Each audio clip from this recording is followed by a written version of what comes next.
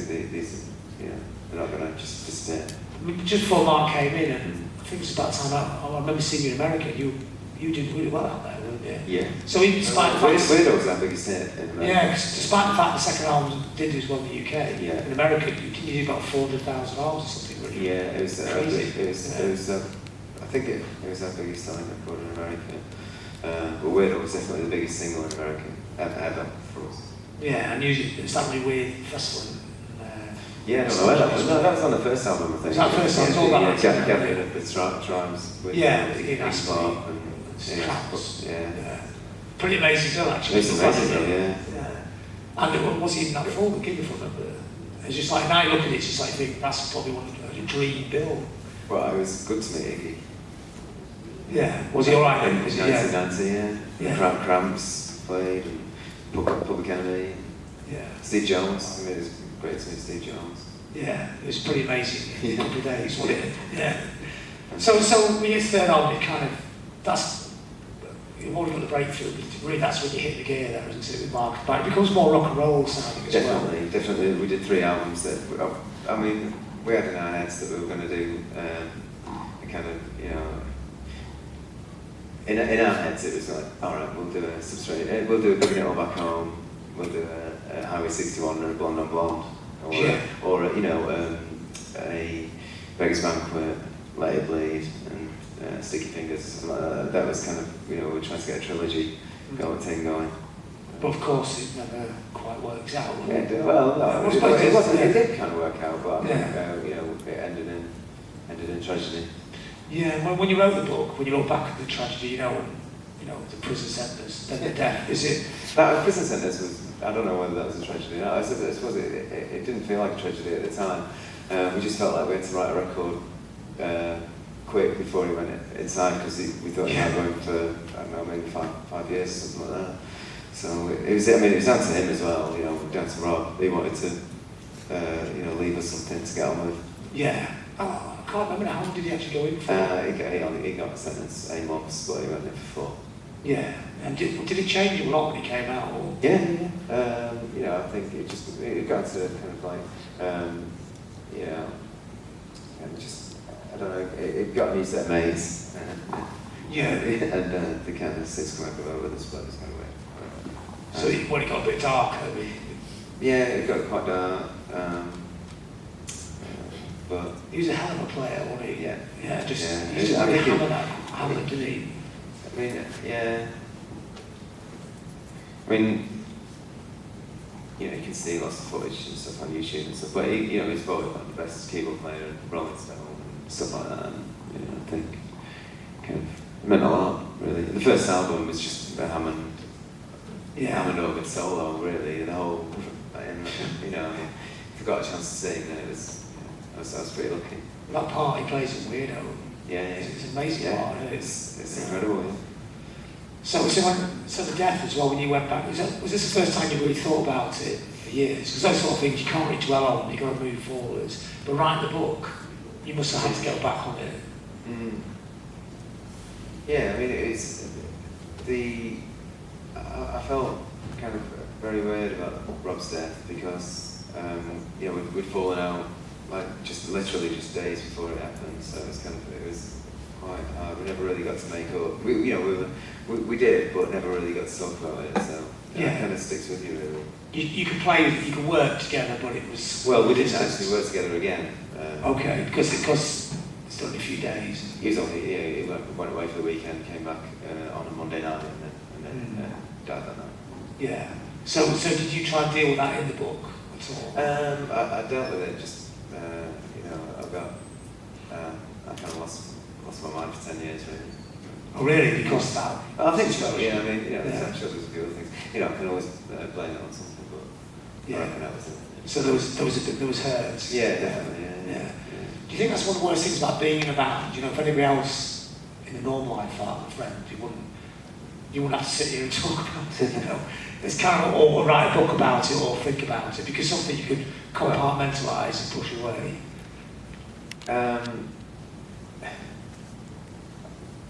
Yeah, I mean, I don't mind talking about it really. I mean, it's kind of you know, I think the idea of writing a book was that, you know, I was, you know, I got into drinking and taking drugs quite a lot, really excessively for a number of years, and then I think maybe 3 years before I started to write the book, I got clean, and I don't think I would have been able to write it otherwise, because there's so many stories about drugs in it, you know, and I just wouldn't have bothered talking about it otherwise. But it became quite a central point of the book. Was it purely the situation with Robb that caused this, or was it because it's kind of part of the lifestyle? I think it's part of the lifestyle. I think it all grew, everything escalated out of control from the minute we started. But yeah, because particularly in that scene, because it was a very druggy kind of scene. But I mean, it's good though. Well, that's the thing about drugs, because there is a good side to it. You know, and I really enjoyed myself, and I had a lot of spare time, so I wrote a book. Yeah. When you actually came off drugs, how, you know, did that really change you as a person, or? Yeah, it did really. Yeah, I think I got more confident. Yeah. Yeah. So at what point did you decide that you had to get off the drugs? Was it just because that's become quite boring, or just yeah? Well, I couldn't sing. I was getting ready to do a tour, and I couldn't even rehearse. Just because you're just knackered. Well, yeah, part of that. Yeah. But I couldn't sing, couldn't hit any notes, and it was, you know, my mate.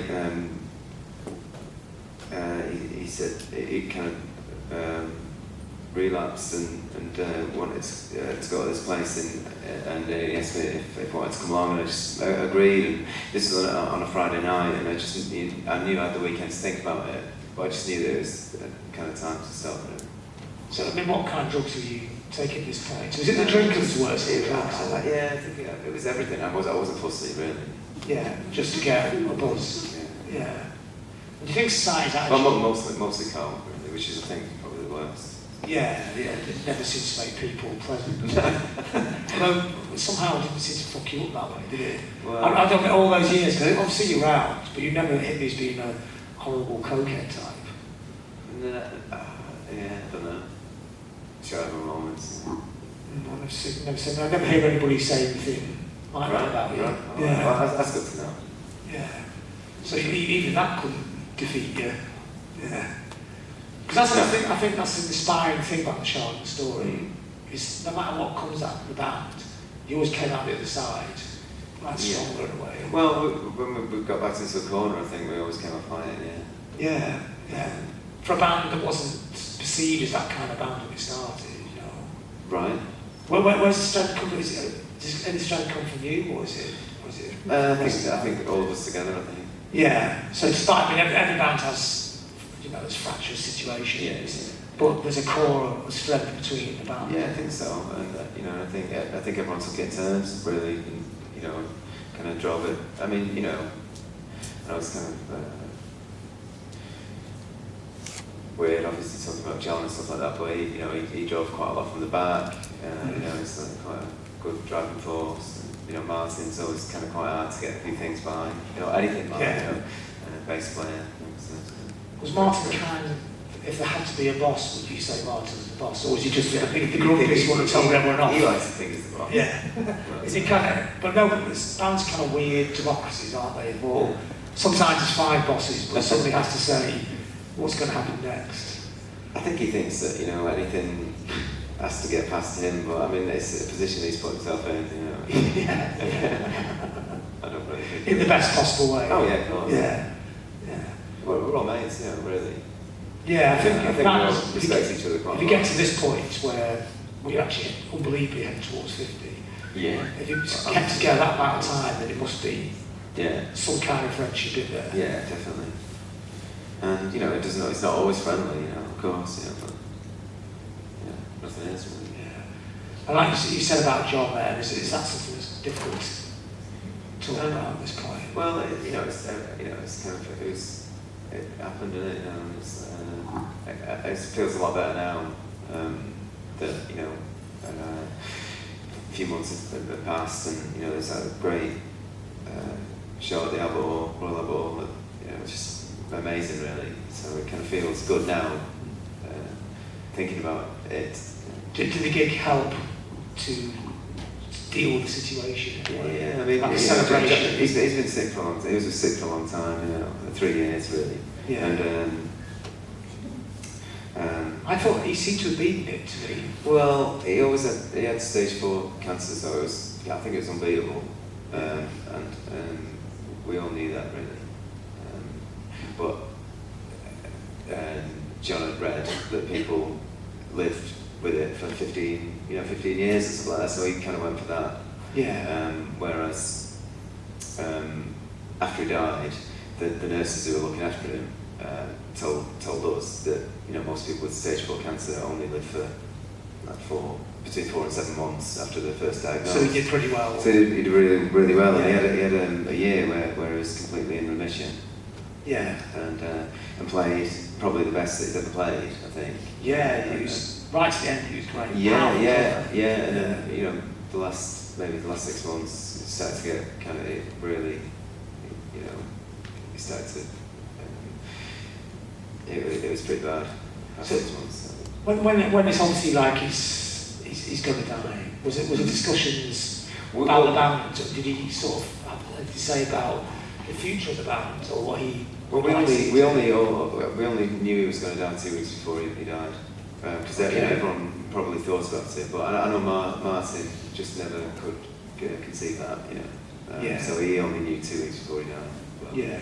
I think me and Mark felt it. Yeah. So you didn't sort of sit around and say, what are we going to do when you go or anything like that. I mean, that's a pretty hard conversation to have. Anyway. No, but when he was first diagnosed, he told us to get Pete from birth, and because he thought he was a similar drummer, and use him to finish the tour off, and that. So he was like, as you'd expect, fantastically practical about it. Very practical. Oh right, yeah. Well, I don't know. It's funny, really. So the last 3 years, you've changed a lot the way you do stuff as well, haven't you? Because you've just gone like absolutely crazy on Twitter. Yeah. You seem like, and every time anything goes up, you seem to retweet things within 2 seconds. It's almost like you're permanently on there, and you can't change the way you operate in a lot of ways, haven't you? Whereas before you'd be like typically kind of a bad person, maybe appear when you made a record, disappear again.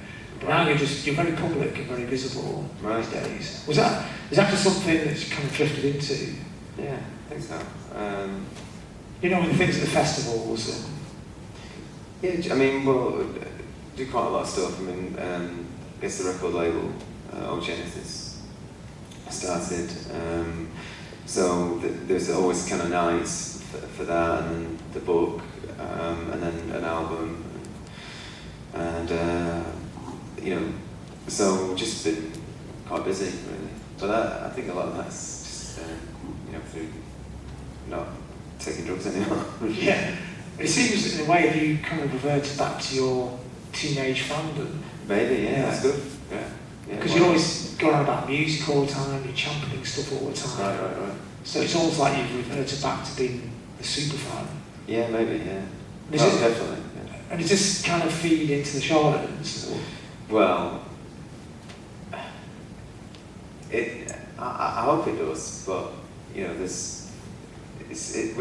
a band, it's always a bit difficult when there's 4 equal members, and and everyone, so I hope it will filter in. But I mean, it definitely filters into everything else that I do. So. Yeah, well, part of it, because it affects your part. Yeah, it'll definitely affect. Yeah. That.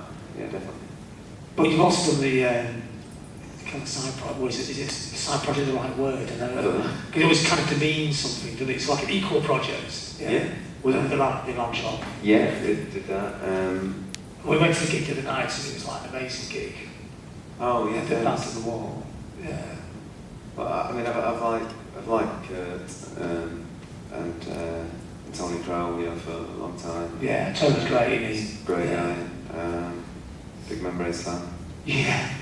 And I've known Kurt since '99. When I saw him, I helped him. I wrote it for him at Manchester University, and pretty much on that night I said we should write together, and we just figured it'd be a song, really. But 10 years later, I went to Nashville and asked him if he fancied doing an album, and we did it. You know, we wrote,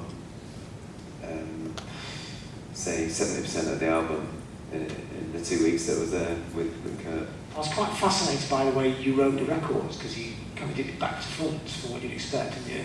I don't know. Yeah. You wrote the music and you yeah, wrote the yeah. words, yeah. Yeah, well, because that's what he said in Manchester. I asked him if we could write a song together, and he said, yeah, I'll write the words, you write the music. And I thought that was interesting because I would do the words for the Charlatans. And that was the thing that really kind of stuck with me in a lot of ways. Because I mean, I think he's a brilliant lyricist, but just the fact of kind of like changing what I do appealed to me. And we did that for 10 tracks. And, was it a deliberate idea to do that so you could break out of any kind of sort of clean, normal ways of writing, so you'd be forced to do things in a different kind of way because you do things you weren't used to doing? Yeah, I like that as well. You know, I like changing the way that you do things. I think it's really interesting. But I just, you know, I mean, I think he's a great lyricist, and I wanted to work with his lyrics and my melodies and music. So how did you write the music? You said you used to play bass. Well, over the years, have you learned to play other instruments? Yeah, I mean, I can play a little bit. I mean, you don't have to be virtuoso to write a song. Well, definitely not. But were you writing on guitars or plonking around on the keyboard? We would meet every morning for coffee, and we'd talk about life and all that kind of stuff, and Kurt would ask me questions. I would go back to the hotel and write through the day and then send it to him.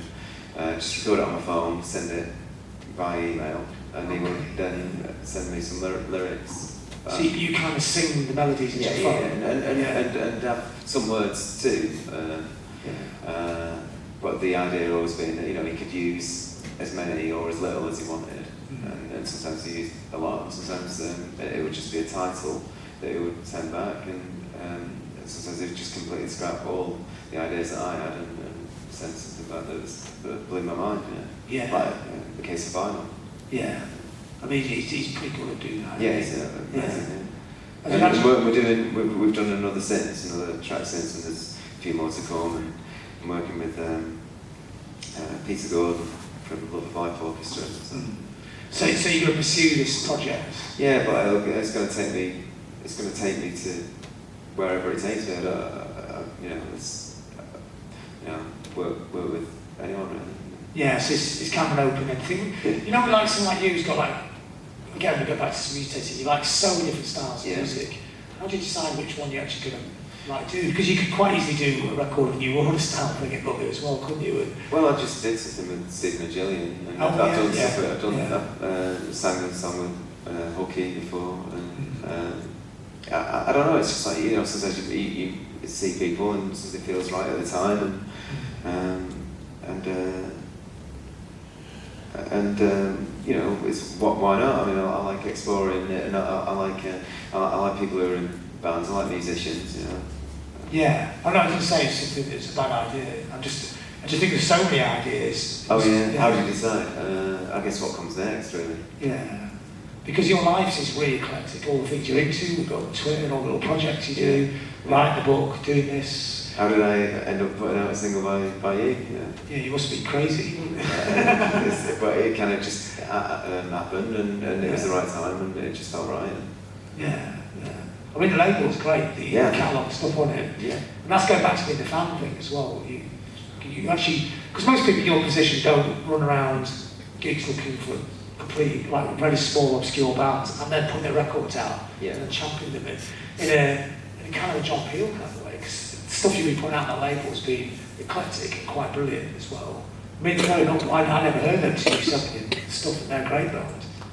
Yeah, I mean, I really like Throwing Up, and they put a record together that I thought sounded good, but good enough for me to put out. But when I heard it, and someone, it was my girlfriend was playing it, and I asked her who it was, and she said, "It's my friend's gonna Throw It Up," and I just thought, we've got to put this out, we've got to put this record out. And I wanted to do a few little things to it, and I wanted to mix it again, basically. And but it's my joint favourite record of the year. And you know, to me, putting out records that you love is what it's all about. It's amazing how you managed to remain so enthusiastic after all this amount of time. I mean, it is a long time now as well, isn't it? Yeah, I think it is. Yeah. It's 25 years next year. Yeah, I mean, it seems weird. It's hard to imagine that's a 25-year thing. Yeah. So what's going to happen to Charlotte now? We've got one new song. You got one new song, yeah. It's good. So, yeah. You know, we did have I think maybe 9 songs, but you know, we've now got one.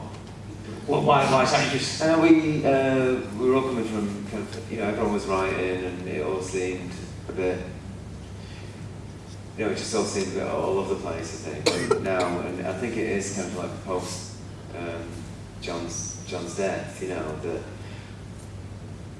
you know, it just feels a lot calmer now, and this one song that we all agree on, and it sounds really great, and it's like, okay, well, let's just have that as the first song, and just get another 9 and roll another.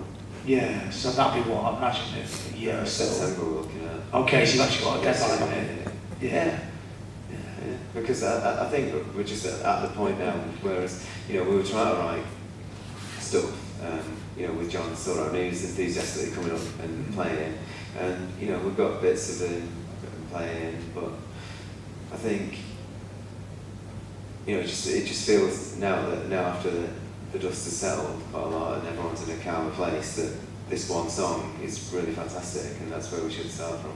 Yeah, in a way, start again. Yeah, start again. Yeah, which is probably the fairest way. Still trying to patch the tribute thing together.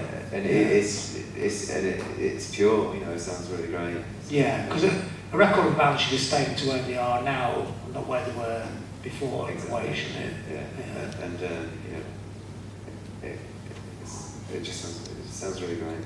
So I'm pleased because, you know, there was a point where none of us were sure whether it was going to go on, you know, or whether there's any reason for it to go on, or you know, or anything really. But you know, now it just feels like, oh yeah, it's quite refreshing.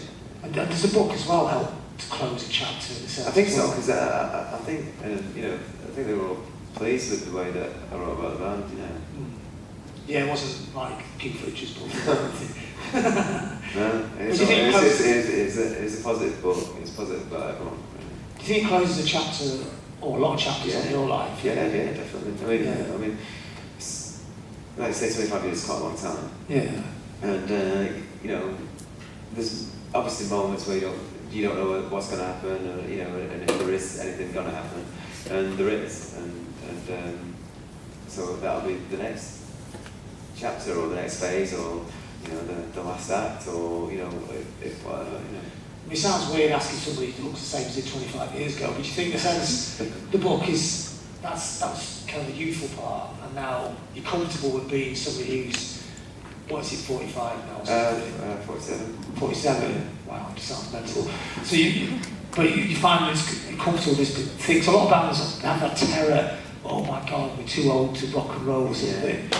But obviously you've got different, aren't they now? Yeah, it's open-ended. You go on to, like the Rolling Stones this year were probably the best singer for 20 years. Yeah. So you can actually carry on to your dotage, and that's a cool thing. Well, I think so. I mean, it's been, it'll be like four or 5 years since the last Charlotte's record, I think, when this next one comes out. And, you know, there was a point during all that time that none of us were sure whether another one would come out. But like we said, you know, if it feels right, and you know, if in another 5 years another one comes out, that'd be great. Yeah, I think that'll happen. Right, but you know, there's definitely moments where you think that you could never write with you know, Martin again, or it'd just be impossible, you know, or whatever, you know. There's always those things. Yeah. But, that's part of a healthy creative partnership. Yeah. Just like, you know, you feel like you can never write a song again, or, you know, or just don't want to. Yeah. Okay, well, thanks for that, Tim. Oh, yeah. That's Tim Burgess. Thanks a lot.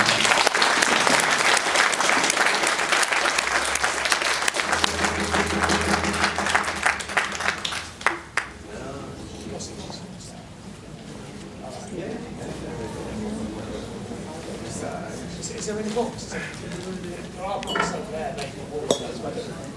Is any Tim's books there? If you want to buy one of Tim's books, he wants those over there. Yeah.